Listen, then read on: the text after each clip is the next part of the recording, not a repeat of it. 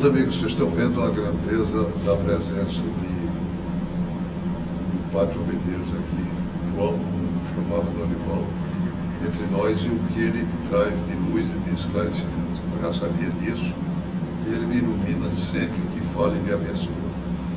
Eu queria que há uma ligação do Dorival com do Eugênio Salles, o gigante da fé e da força de vontade, da capacidade, que você falasse um pouco sobre essa ligação e a presença deles que você participou dele lá. Ambos foram grandes amigos. Donivaldo nem se fala. Dom Eugênio, quando eu fui para o Rio de Janeiro, doente, ele me recebeu, me acolheu, me visitou várias vezes no hospital. E eu sempre ia ao Palácio São Joaquim cumprimentá-lo, até mesmo traduzir alguns textos. Dom Eugênio era um homem muito inteligente, muito vivo, mas ele não conhecia as línguas, né? Ele tinha essa limitação de não conhecer línguas. Depois posso contar até uma história acontecida na Bélgica, quando eu era o seu tradutor em alguns organismos na Bélgica e na Holanda. Mas deixemos de lado.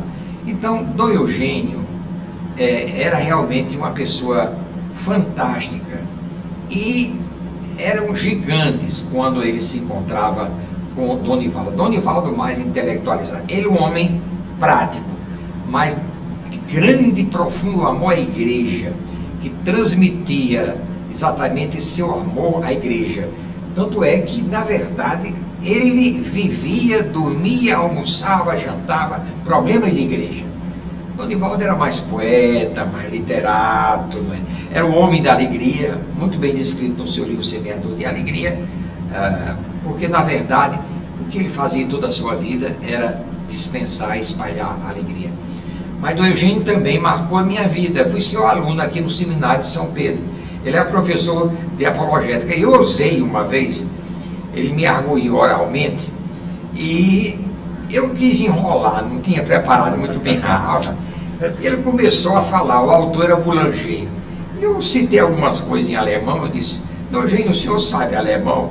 Ele disse: não. Eu disse: é porque há um autor alemão, Rabuski, eu inventei na hora, Rabuski, que diz isso a respeito disso.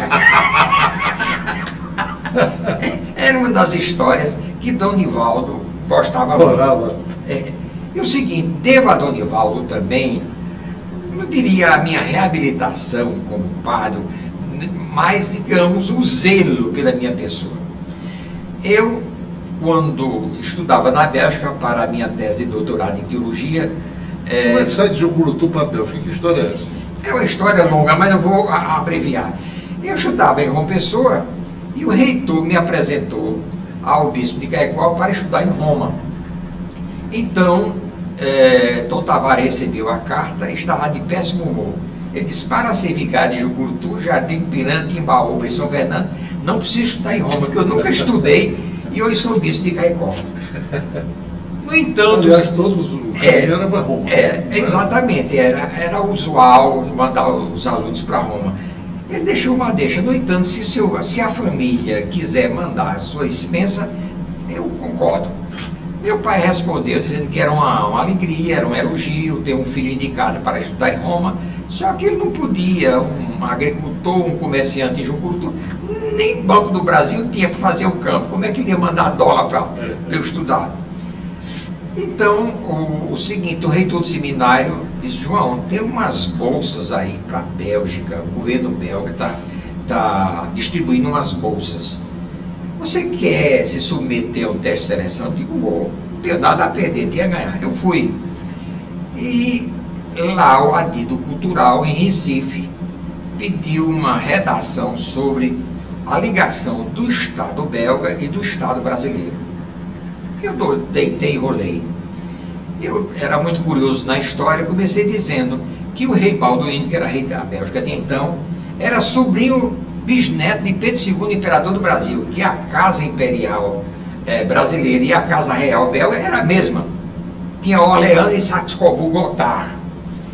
Que em 1917, quando a Bélgica estava arrasada após a Primeira Guerra Mundial, Antônio de Melo e Souza, que era nosso governador, fez uma doação de 800 contos de réis para a Bélgica se levantar. Em 1922, quando havia as comemorações, aconteceram as comemorações do centenário da independência do Brasil, o rei Alberto I, que era o avô de Balduíno, veio para essas comemorações.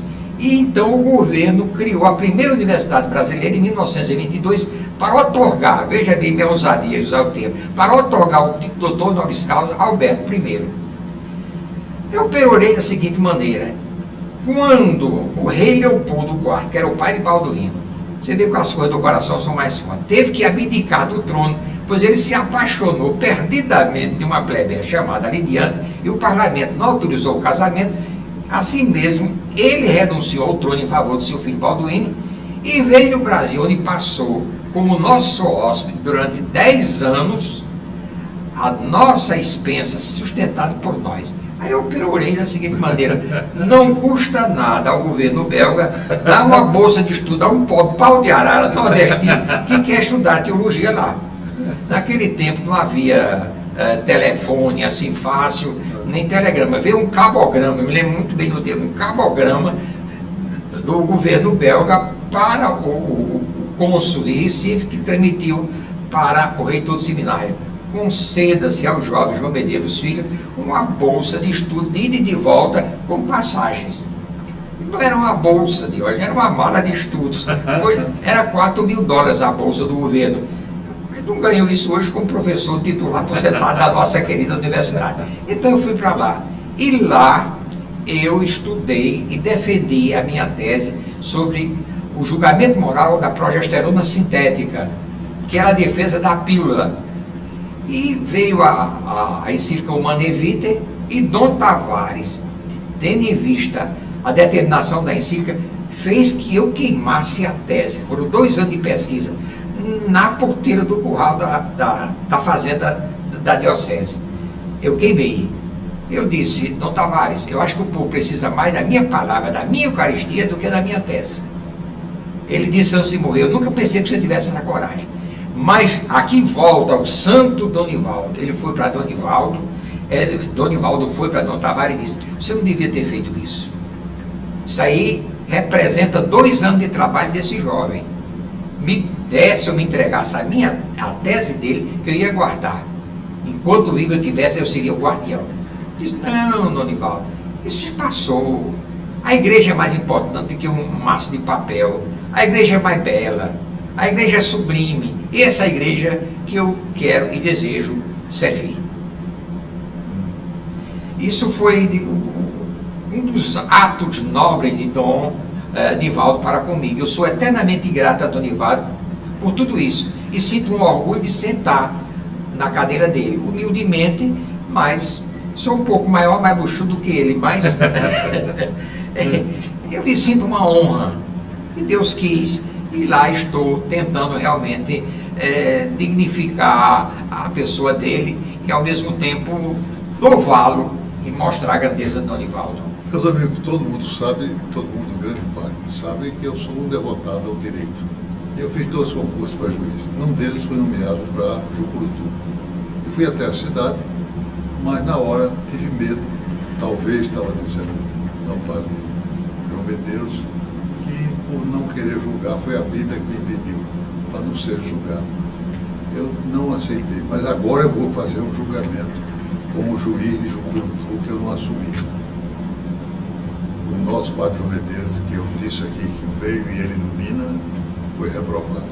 Ou seja, ficou em segunda época, vai ter que retornar o nosso programa, porque nós não podemos prescindir da sua presença iluminante.